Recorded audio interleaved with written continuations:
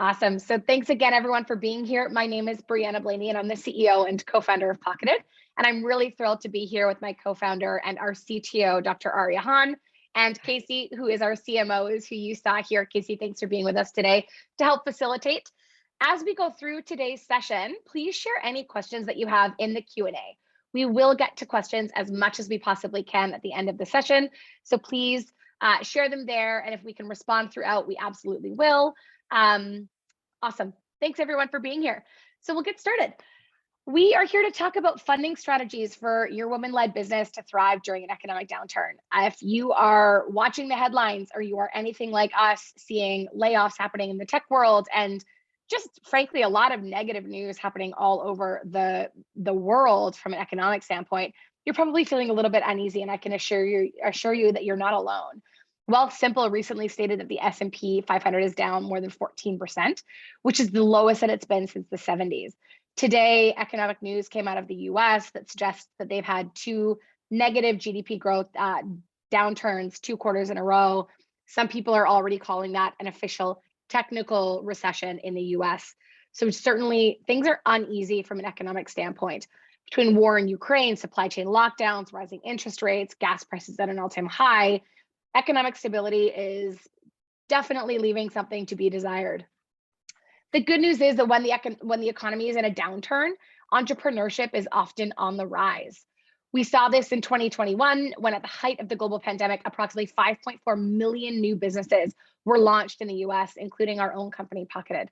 So thank you again all for being here. And we're hoping that you leave here today with some really clear action items on how you can access funding to get through this economic downturn. Aria, I'll pass over to you. Yeah. So I come out of the academic and science world. And so I think a lot about some of these things. That was like a very depressing list you just gave, Brianna, and a long list, right? And some of those things aren't even the biggest problems that our world is facing long term. I had this very sobering dinner actually with a scientist who's in his 60s recently. And he said to me that he used to think that the effects of climate change would really be felt after he was gone. And now he's realizing he is going to feel them more and more intensely for the rest of his life. And that has been keeping me up at night. Food security with the war in Ukraine, we're seeing two things. There's a lot of countries who are going to be in famine in the fall. And also very strange things like the Ukraine actually produces most or a huge chunk of the world's fertilizer. And so we're seeing things in Canada like hoarding manure. Like imagine that. We did not think we would be hoarding manure, but this is actually a problem. Manure theft is a thing right now. Absolutely wild.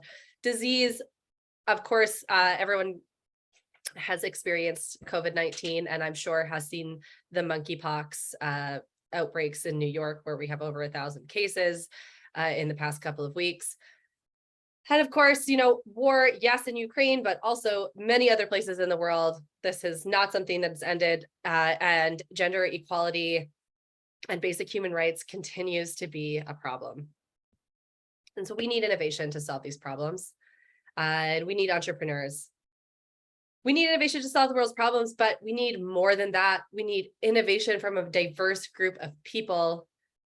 The definition of insanity is trying something again and again in the same way and expecting different results. And that is what we are doing.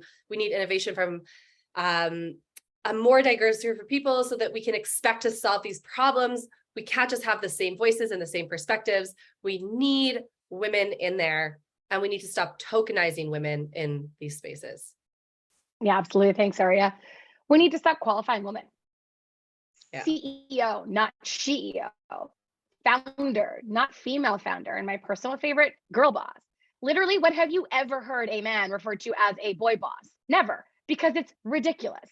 And yet we continue to tokenize women, qualifying our leadership titles. That needs to stop. We need to have an equitable playing field for women and every intersectional, diverse group of people to be able to operate and actually create meaningful change from an innovation standpoint. What I can tell you as an experienced entrepreneur is that building a business is freaking hard. You're all here today, and I'm sure that many of you can relate, perhaps all of you can relate to that sentiment. One of the biggest barriers to entrepreneurship, especially for women, is money. especially for any intersectionally diverse group of people, is money. I get that because I've lived that pain. Aria and I have lived that pain, building businesses together, building them separately, trying to find money to start and grow those companies. We don't just need women starting businesses. We need investors, lenders, bankers, and government funding our businesses. We need money so we can create meaningful change and invest in innovation. And that's a big part of how we're going to get through an economic downturn, is actually meaningfully funding women, funding businesses. 40% of North American businesses are owned by women, and less than 3% of venture capital goes to women. And while we hope that changes, absolutely, we found an alternative: grant funding. And we're going to talk a lot more about that today as an alternative source to find funding for your business, especially in times like now, when interest rates are at all-time high. So lending becomes less accessible, when all of a sudden there's just less money, it's more competitive, or it's less attractive. Venture and funding has decreased dramatically. So we want to make sure that we are finding alternative sources of funding for businesses. An economic recession lasts on average 18 months. And the good news is that when the economy is in a downturn, entrepreneurship is often on the rise. We saw this again in 2021.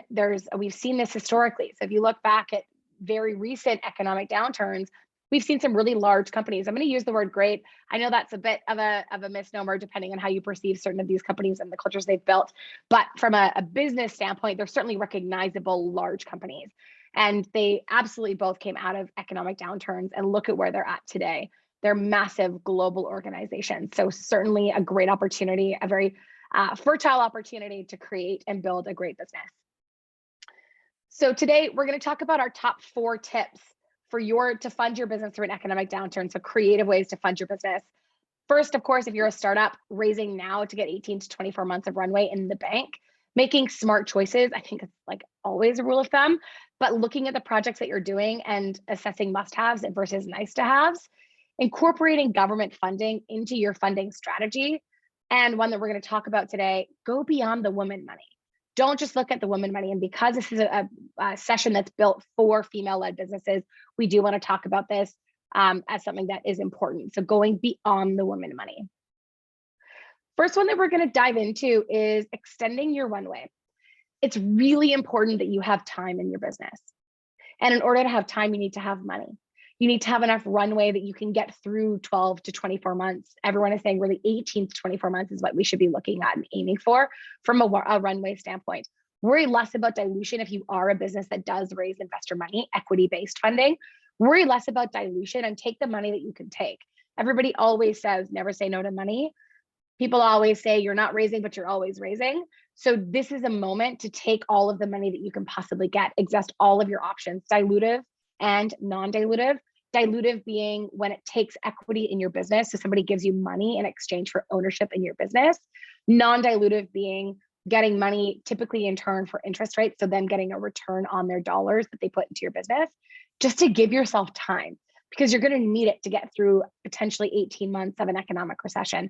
And we're not even officially in that economic recession yet, especially here in Canada, if you're joining us today from Canada. Aria, over to you. Yeah, absolutely. I always love the title of this. It's like, make smart choices. Yes, now, but also just generally.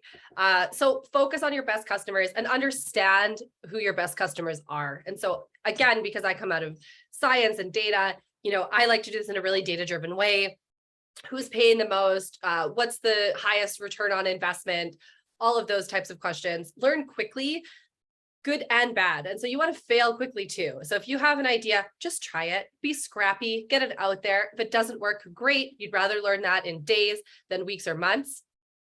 Cut costs where you can. And so this is again about being scrappy and figuring that out. So don't stop marketing, for example, but how can you market? How can you do marketing and use grant funding to fund your marketing efforts? How can you do marketing, but in a way that costs you half of what it was costing before? And then be creative, form partnerships. It's a huge part of our ethos here at Pocketed. We love to form partnerships with other businesses. And we also like to spotlight and highlight other businesses as well. So that's a really big part of being part of the community for us. As terms of making smart choices, look ahead for upcoming projects. And so if we've said it once, we've said it 10,000 times, grants fund projects, not businesses. And so my favorite example, and if you've ever heard me speak, you've probably heard me say this exact thing, but my favorite example is a food truck. We know somebody who runs a great taco truck, amazing tacos. And he said, I'm never going to get grant funding. I looked, there's no like food truck, there's no taco, grants. And I said, okay, but you could get a digital marketing grant. You could get a digital technical grant because you have technical aspects in your business. So use that technical grant to fund your digital marketing campaign and your online ordering system and improving your website. So all of those things to say, think about the project you want to do and not your business or industry, but what you'd like to do with that money, and you will get much, much further ahead. Access all the money. I always joke to Brianna that I'm going to make a bot that goes on Twitter and LinkedIn, and every time someone posts CEO or girl boss, it's just going to like tweet back at them like HEEO and boy boss, just so people can hear what they sound like in all my spare time. But, if you need capital, do not limit yourself to the capital that is labeled for women. We have all seen venture funds create a fund to invest in women, but they often write smaller checks. And does anyone want to guess what percentage of grants in Canada are just for women? It's actually less than 2%. So what that means is you hear this all the time. You're like, oh, you're a woman founder, there's so many grants for you. There's not. There's a couple, 2% of grants are exclusively for women. Most of them aren't, obviously 98%. So go for the government, go after all the money, not just the money for women. It is, it is an exhausting stereotype that I'm constantly breaking. And it's not just in the grant world. I actually, a few years ago, accessed a loan fund. It said, we're lending to women. This is a special fund for women entrepreneurs. It's lending. And so I applied and I got a call and they said, oh, well, you don't need the special like women money. You would just qualify for a regular loan. And for some reason, I'm still mad about that. And I actually went and got a loan from a different bank because I just think that whole setup of like, oh, these are like the special women criteria. And oh, you actually meet the regular person criteria, so you can have this other one, is so infuriating. I'm refusing to work with that bank for the rest of my life. So there you go. On to you, Brianna. Thanks, Aria. We could talk passionately about marginalization all day, every day. But ultimately, all of the things that you're hearing about Aria, the importance of accessing government funding, the importance of accessing all of the funding, not just the programs that are only because we are women, that's why we built Pocketed. Because there's a lot of opacity in government funding, and yet it can be an incredibly powerful channel of funding for your business in good times and in bad. So today, we're very much taking the perspective of when the economy is bad, but government funding is powerful always. Also, when the economy is great. There's over $5.9 billion in government funding available in Canada every single year. What started out as me and Aria literally applying to grants for friends quickly grew into Pocketed, because there's, again, billions of dollars in free government money available every year in Canada and the US, but a lot of it goes unused. In Canada, again, there's 5.9 billion. In the US, there's over 150 billion. Whether you're building a startup, a small business, or a side hustle, there is money out there from the government to help you grow. And I've seen some questions come in on the chat already, or on the Q&A rather. If you have questions about specific programs, your business in particular, we invite you to share those questions in the Q&A. We will get to those questions. Already seeing questions about whether incorporation is required. Again, we will talk about all of that today. So as Aria already mentioned, a big note for you, and one of the most common things that we coach founders on, entrepreneurs on, is that funding from the government funds projects, not your business. So again, think about that from the context of what money exists. We get all the time from female founders, what money exists for me as a female founded business? Well, the answer is less than 2%. But if you're looking for funding to fund a specific project, if there's somewhere that you're planning on spending money in your business in the next 12, 24 months to help you grow, to help you expand to a new market, to buy new equipment, to improve the economic or the environmental rather impact of your space or your equipment, there's money for all of those use cases. So the big thing to consider is, what are the projects that I'm looking to do? And how can I access funding for those projects? With Pocketed, our goal is to be super founder friendly. We make it as easy as possible for you, doing as much of the work as we can to help you apply. We do offer outsourcing to grant writers completely. If you're a really busy founder and don't have time to do it yourself, you can hire someone who will then do it for you. We also offer a lot of technology in the loop as well for you to do it yourself. And Aria is going to talk more about that. Yeah, absolutely. Grant funding's been around for almost a century in Canada, and I'm sure longer in many other countries. It's a super old industry. Pocketed is modernized and automated a service that hasn't been automated before. So our platform matches users with eligible funding programs based on their profile. And then we help you submit winning applications. So that's really the goal here, is that you come, you make an account, takes less than 3 minutes. We've timed it a lot of times. You can upgrade to Pocketed Plus. I'm going to talk about that in a second, but it's totally free to make an account and start looking at programs that you are eligible for. So like I said, Pocketed has 2 tiers right now. So there's Pocketed Basic, absolutely there for free. We intend on keeping this tier free forever. Like Brianna said, we really aim to be founder friendly. And Pocketed Basic is really for people who want to come and find programs. I mean, we can also, now we offer Pocketed Plus, and this is part of the thing that we got a little bit wrong, actually. When we first built Pocketed, we talked to a lot of entrepreneurs. Brianna made me talk to more people in that month than I probably talked to in a year. And they all said the same thing. They said, I want to see the programs that are there. And so we built Pocketed to really do that.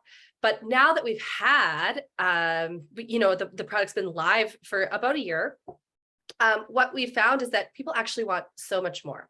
So Pocketed Plus brings that so much more. There's lots of features, but I'm going to talk about the 2 that are most exciting to me. One is insights. So something we got wrong is we took for granted how much we just know. But the reality is most entrepreneurs don't spend all day, every day thinking about grants, but we do. And so there's this idea of there's 2 hiring grants. Which one should I apply for? Now in the new version of Pocketed that's launching in under 2 weeks now. Ugh, scary. It's beautiful. It has so many more things. I'm really excited about it. It will actually tell you, well, the pros of this grant are X and Y. You're most likely to get this grant if you meet these criteria. The cons of this other grant are here. And so then you get that insight, that insightful, intelligent information, so you can make an informed choice the same way we would. The second feature that I'm super duper excited about is the automated application tool that is just going to make applying for a subset of grants from hours to minutes. So really reducing that time so you can be successful on your own. And this is really just the tip of the iceberg. So that is the other really exciting thing that we have going here, is that we're releasing more and more features every day. One of the things we're most excited about is integrations. So when you spend money, we'll be able to tell you which programs you should be accessing proactively. So you hook up Pocketed to your accounting systems, your payroll systems. For example, if we see that you bought a piece of equipment and that piece of equipment would be eligible for a tax credit, we'll actually be able to push that program to you and say, good news, we have money for you. You already spent money. Here's how you can get some of that money back. Or if we see that you're hiring, we can say, you should be accessing these wage subsidies. So we can move from you looking through our database to actually proactively telling you what to access based on the money that you've already spent and that you're already spending. This is, like I said, we love to highlight other entrepreneurs. So meet our user, Ada, the co-founder of Nalacare. Pocketed helped Ada secure over $100,000 in government funding, money to make key hires and grow her business. This is just one example. It's actually one of my favorite things about Pocketed is getting this kind of inside view of so many different companies. It's really exciting to me. And I was recently at a friend's house and I was in her bathroom and I saw all the Nalacare products in there. And I came out and I was like, I bet, like, I know Ada, and, Pocketed helps support Ada in growing her company. And so it's a really fun kind of perk about being involved with Pocketed. Yeah, I couldn't agree more. We've met some incredible businesses companies where we had a tea company recently that we bought a product from for our team. So it's a really cool way of meeting businesses or even finding folks from our own communities that build phenomenal things. So thanks all for being here. Today, we have over 8,000 companies that use Pocketed to access government funding and actually over 170 strategic partnerships, so accelerators, incubators, and boards of trade. So anyone here that's in an early stage of building your business, if you're wondering, should I be looking at an accelerator program? How else can I be accessing support for my business during an economic downturn? But again, just in general, reach out to us. We'd be more than happy to introduce you to anyone in our network that we know that could support you with building and growing your business. Because again, it's freaking hard. And we've been really fortunate. We've been part of a couple of accelerator programs, and that's provided really valuable mentorship and coaching and advice. And it's actually how me and Aria met, was through an accelerator program. We met through entrepreneurship at UBC, and we're building separate businesses and met there. So being part of programs like that is great to provide you with mentorship, but also if you're looking for co-founders or key team members or just need help building your business, and who doesn't need a little bit of help every once in a while? For me, it's literally all the time. So it's been an incredibly valuable source of growth for us and something that we would encourage and recommend, especially because many accelerator programs will also provide funding.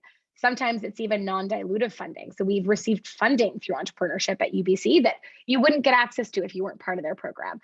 So if you are an early stage company or even later stage, but looking for how you can access some of this mentorship and support, please reach out. We'd be happy to point you in the direction of organizations that might be worth looking at.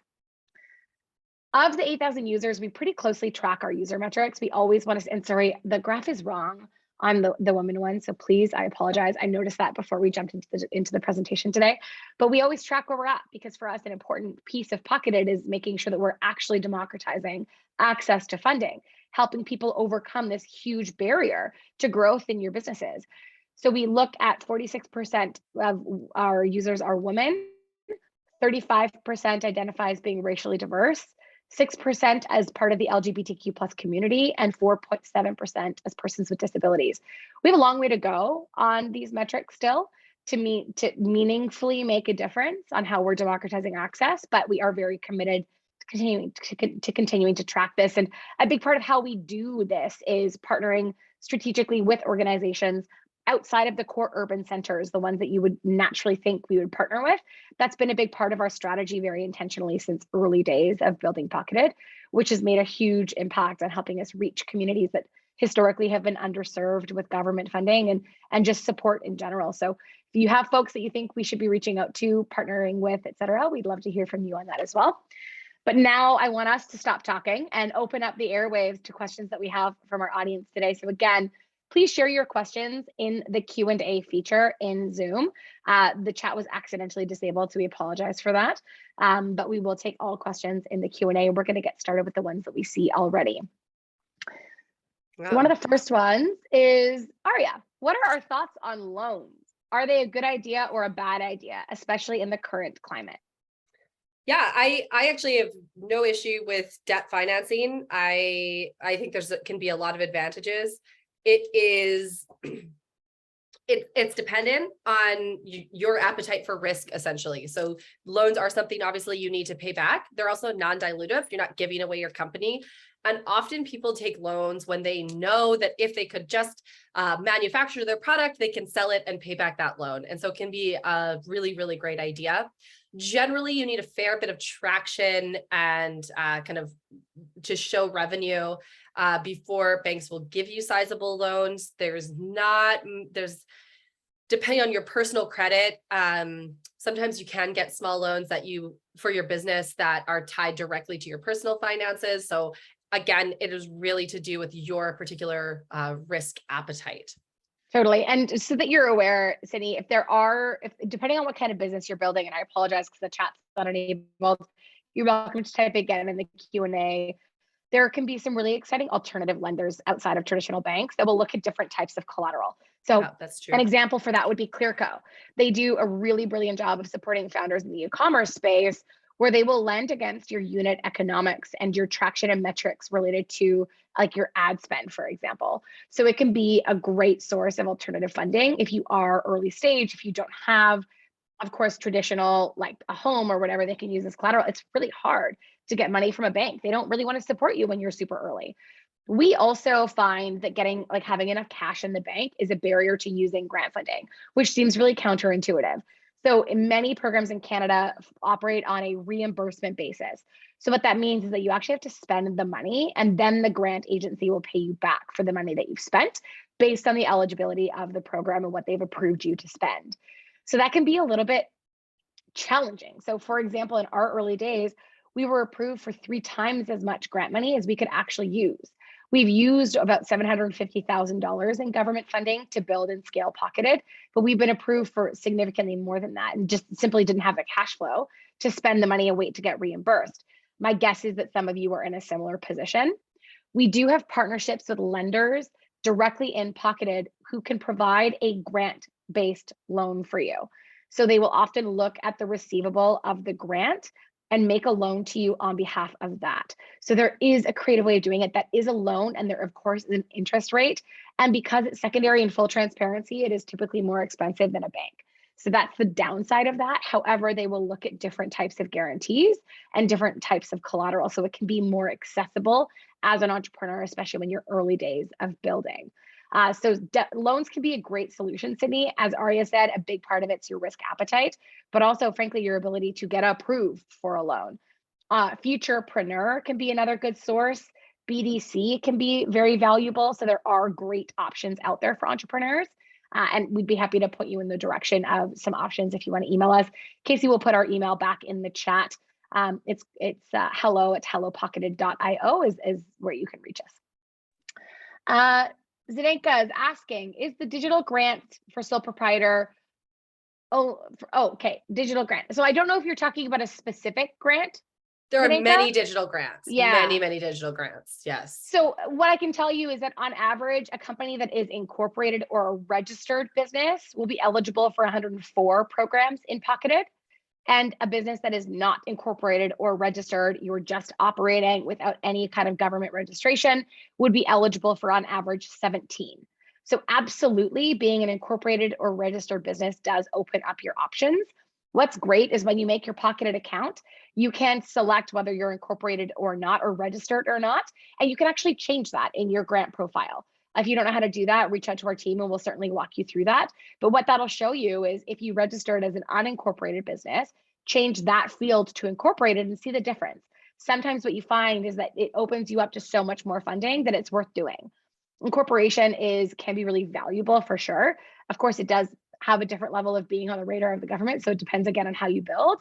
We wouldn't recommend one direction or the other because we are not lawyers, but we can certainly connect you with lawyers that will help in a very startup friendly way. If you choose to go the incorporation route, they can help you to incorporate, often at very founder friendly prices, where it would be a startup package. So we can support you with that. Again, hello@hellopocketed.io. Aisha's asking, I'm not aware of funding for businesses in the pre-revenue stage. Any idea if there is a grant or a loan that Aisha missed? Ari, you want to take that one based on our own experiences? Yeah, loans are probably unlikely unless you're going to secure them personally. So that would be something you'd have to work with a lender to determine. But yes, there are many grants that you can get in the pre-revenue stage. There are a few grants, they tend to be like the fairly large grants that you need to show some traction and some revenue in order to get. But there are tons of grants where how much revenue you have or don't have is not part of the equation on whether or not you're awarded that grant. Now, I'll say it again. Grants fund projects, not businesses. So there is not a grant out there that is just going to fund your pre-revenue business with a pool of money that you can use as you please. But for example, you could get a digital grant to hire somebody to work on your product or your website. You could fund interns and co-op students. Again, almost all of these grants require you to pay the money and then get reimbursed, but you are absolutely eligible for many grants, even at the pre-revenue stage. Oh, this is another interesting one. So as Aria, go ahead.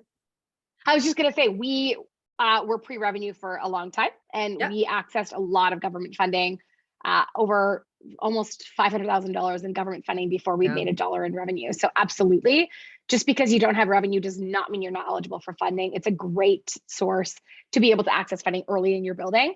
Again, the biggest thing that you may run into as a challenge, depending on how you fund your business outside of government funding, is the money that you need to spend and then wait to get reimbursed. So again, that can be a barrier in full transparency, but government funding is absolutely available to you. Aria, back to you. Yeah, so this one says it's an anonymous comment. We're applying to CDL. We heard that you ended your time with them in April. I'm wondering what your experience was like and what did you base your decision on? Yeah, CDL, for those of you who don't know, is Creative Destruction Labs. It is an accelerator of sorts. It's pretty unique, I think, compared to many of the other accelerator and incubator programs. We had a great experience. It is really top-notch mentors and advice that you'll get, access to investors and intros and ideas that otherwise would be next to impossible to come by. The way that Creative Destruction Lab works is they have sessions throughout the year, and you can get kicked out at any time. But we made it through all of the sessions and really listened to the mentors and got that work that they were suggesting done, which is really the key, I think, to staying in the program and creating those more long-term relationships. So I absolutely encourage people to apply. I think be prepared to work. It's a lot of work and time to put in, but I would say definitely worth it for us. I could not agree more. If you are interested in CDL, we're happy to introduce you to one of our venture managers, and they can talk to you more about the program as well. And then you can decide with them if it seems like a good fit. But as Aria said, it is a commitment. So you need to be in a place where you can commit that time and energy to the program and getting the work done. Don't do it if you're not planning on working on your business. It's a fantastic program to really stretch you on goals that you maybe would have had a smaller target on or wouldn't have stretched on. And for us, has been super valuable. One of our new partnerships with EY came through an introduction from the crew and mentors at CDL. So that's a really tangible example of the value that we got out of the program. We loved it. We can't say enough great things, and would encourage anyone that's in an eligible business stream to absolutely look at that program. And if it's not that program, look at other accelerators as well. CDL is much more about working on your business with great mentors.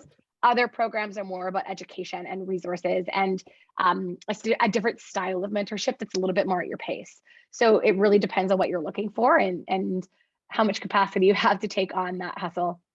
Fun fact, I had a baby 2 weeks before our first CDL session. So we were in our CDL session and I'm like nursing my newborn in the session, and they are unbelievably accommodating and supportive and have nothing but great things to say about CDL. When can we, great question. JC's asking an awesome question. What can we expect to take place in a consultation? Will this meeting help us prioritize which grants to apply for? And Aria, if you're okay, I'll answer this one. Of course, yeah. Awesome. So in a consultation, that time is yours. You book 30 minutes with a pocketed grant specialist. They are actual grant specialists. They know what they're doing.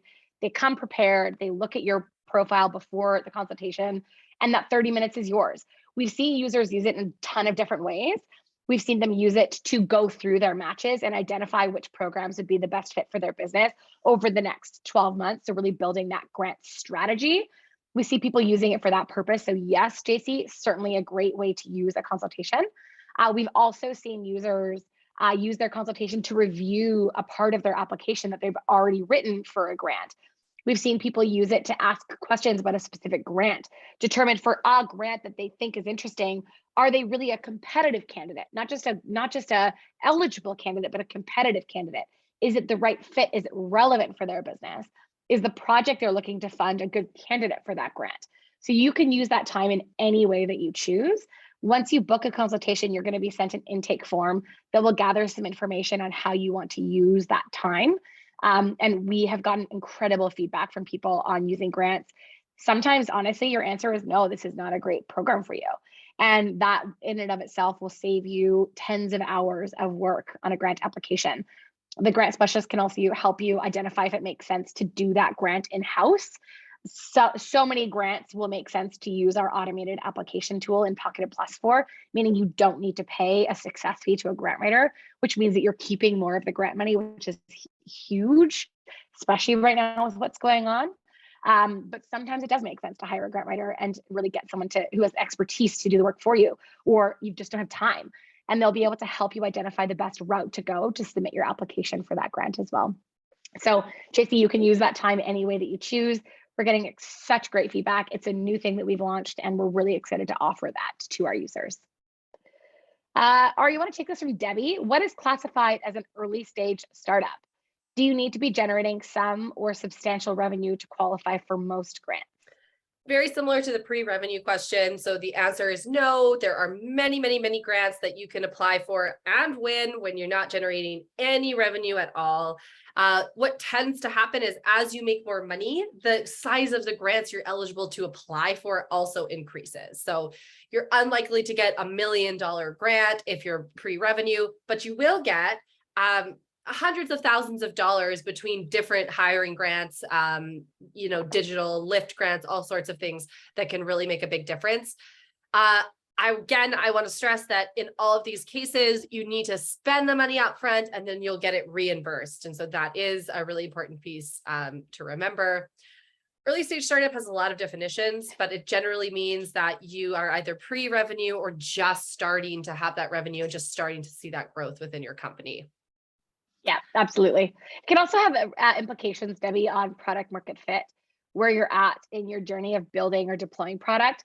If you're interested in different programs will have their own definition of this as well. So if you're looking at IRAP, for example, it's a very well-known program here in Canada, funds innovation, operates honestly more like a VC than anything. It's very competitive.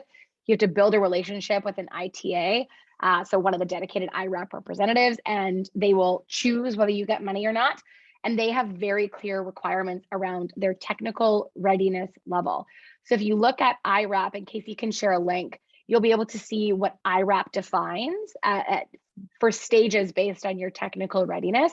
And that can be a really interesting proxy. There's also an exercise called a VILCAP, VILCAP, and that can help you identify where you're at in your growth journey as well. So there's a lot of interesting things if you want to be really technical about it. But from a grant funding standpoint, outside of IRAP, every program will be clear on what they expect from you and their eligibility criteria. Esther is asking, when it comes to a grant to assist with marketing efforts, are there industry-specific grants or are they all general programs? I work in podcasting and digital production. Oh, Esther, we were literally just looking at a program that would be interesting for you yesterday that we wanted for ourselves and we're not eligible for. So the answer to that question is there's both. There are absolutely general programs.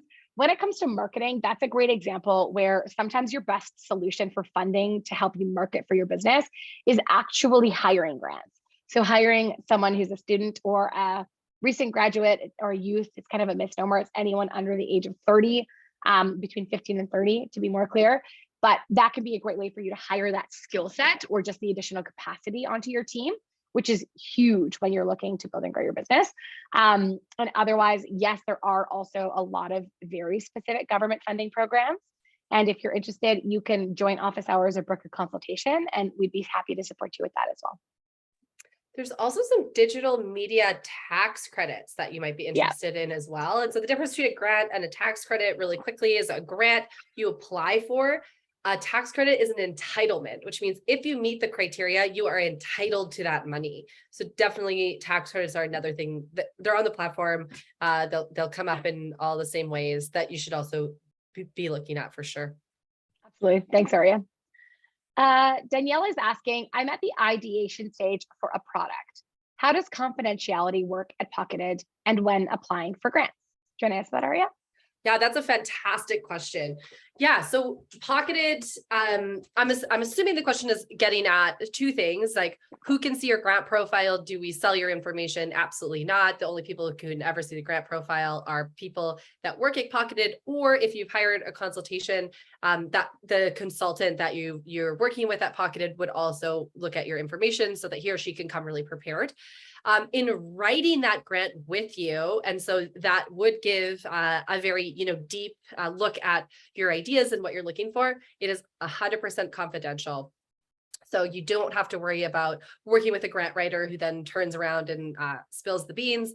That is completely confidential in that writing relationship, which is a very, very important question.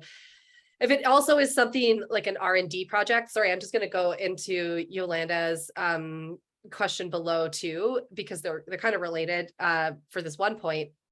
But there's a tax credit called SHRED, or SRED, and it's a tax credit for R&D projects. we recommend never doing a shred on your own, always hiring a consultant to do it because they're like 140 pages long and super painful. Yeah, we use a consultant to do that one as well, for sure. But that is very confidential. You sign a lot of confidentiality things because you need to give very specific technical details, and the government of Canada honors that confidentiality as well. And there haven't been any leaks. And so it is quite a tight system, which leads me into what are examples of R&D project grants that are available? I love this question. I love R&D and innovation. Lots. So SHRED is a tax credit.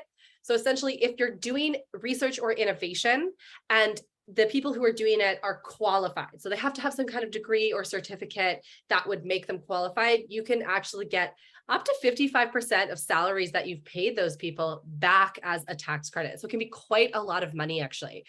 So really, really cool project. What can that project be?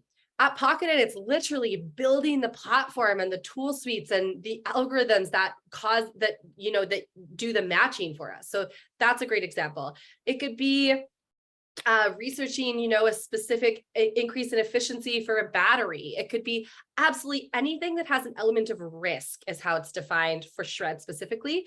So is there a possibility that this could fail or not work? And if the answer to that is yes, it's likely a shreddable project, which means, again, you'll get a big chunk of that salary output that you put in out. Another suite of programs, they have a bunch of them actually, are called MyTax. And so this is where your company works directly with a university. It can be any university in Canada. And if you don't know someone that works in the area, MyTax will actually match you with the relevant lab or principal investigator, it's called, at a university who has that expertise.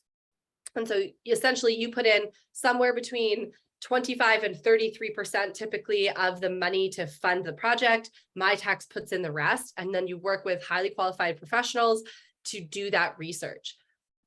So that can be literally anything that under the sun. It can be in sociology, it can be in natural language processing, it can be in science, it can be in arts. As long as there's an element of research, there's a research question, MyTax is a good bet. MyTax is also really interesting in that almost all hiring grants and wage subsidies require the person to be a Canadian citizen, permanent resident, or have official refugee status. And MyTax is actually this really interesting thing where you can hire international students or international scientists as well. And the other kind of thing that's cool is one MyTax application can fund you for years. So you can do multi-year applications at once. And so you can kind of set it and forget it and work with that person directly in an ongoing capacity. So really exciting program. It's also a longer application process. They do work with you on it, but it can be an example of one that may be worth having a grant writer involved in.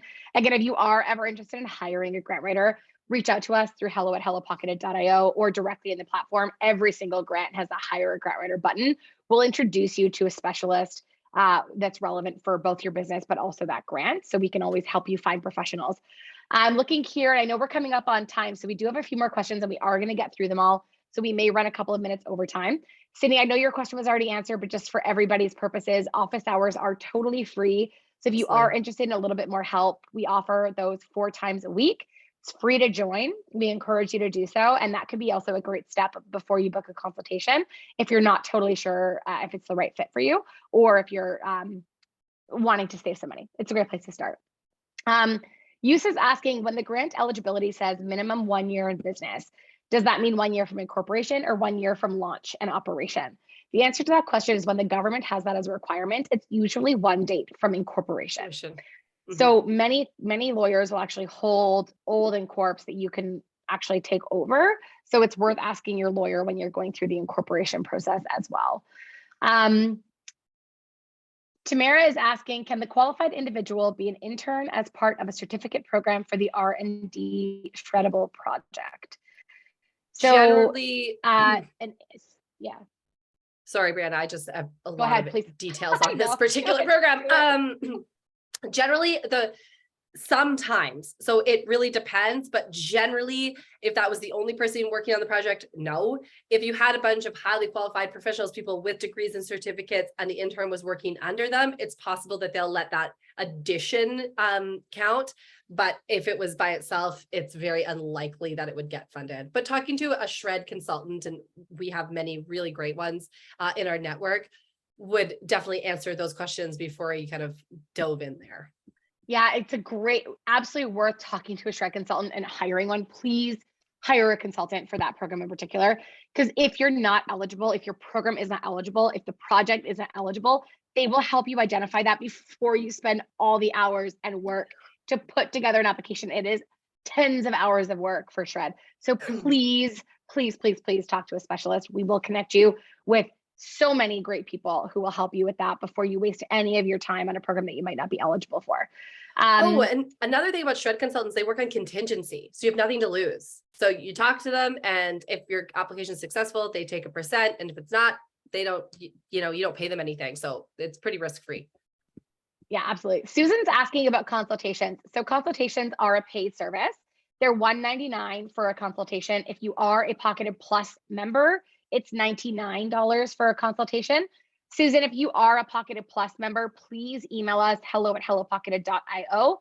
We have a big tech launch happening in the next 2 weeks. So certain things are lagging a little bit. We apologize and thank you for your patience. We want to make sure that if you are a Pocketed Plus member, you get the appropriate $99 consultation, not the $199. So please email us. Again, consultations are paid. If you're not in a place yet where you want to pay, we encourage you to come to office hours first, and those are totally free, just like the platform in its base version is totally free to use. Flavia is asking, as a cosmetic R&D lab, could we apply as well? So again, Flavia, government funding funds projects, not businesses. So the answer to your question would really depend on the project that you're looking to fund and what programs that project might be eligible for. So it could be an absolute yes, but we'd need more information about what you're looking to fund. So we encourage you to take that lens when you're looking at your matches. If you want some support, you can join office hours or book a consultation, and we'd be happy to support you as well. Casey, you want to share the shred link again? We're getting an ask again on what shred is. Oh, for the shred program, Flavia. Yeah. If there's an element of risk, then yes. And it depends still on the project. So for every single shred claim, it's actually based on a project. So each project would have a shred, would have a different part of your claim. So again, it still is project based. There has to be that element of risk and a scientific methodology. There's a lot of clear parameters around what is and is not shreddable. So that could be worth having a conversation with a shred consultant to dive deeply into your specific use case and business, Flavia, but it is still project dependent. It is not just about your business. It has to be the work that you're doing, has to have that element of uncertainty and the risk of failure, essentially. Yeah, and so you can have one business with N number of shred claims as well. So you could have, if you have 6 different R&D projects going on, you could have up to 6 different shred claims on those projects as well. So it's definitely around the project. Yeah, absolutely. I think we are coming to the end of our questions, which is great. We're a few minutes over time. Thank you to everybody that stuck with us through the longer session than planned. We are so grateful to everybody for being here. If you have not yet made a Pocketed account, please do. Totally free to have an account, hellopocketed.io. If you use the referral code Creative Funding, you'll get a discount on your Pocketed Plus upgrade. And that Pocketed Plus upgrade gets you a 50% discount on consultations. Pricing for Pocketed Plus is increasing in 2 weeks. Currently, it's $15 per month. When our new version goes live in 2 weeks, it's increasing to $49 per month. It is on an annual subscription. For anyone that upgrades before our launch, you will be locked in for 12 months at our $15 per month price, but you will have access to every feature that comes out next, as well as the new benefits, including that 50% off of your Pocketed consultations. So again, thank you everybody for joining us today. If you have questions, don't hesitate to reach out, hello@hellopocketed.io, and we hope you all have a wonderful summer afternoon. Thank you. Thank you very much. Thanks guys. all.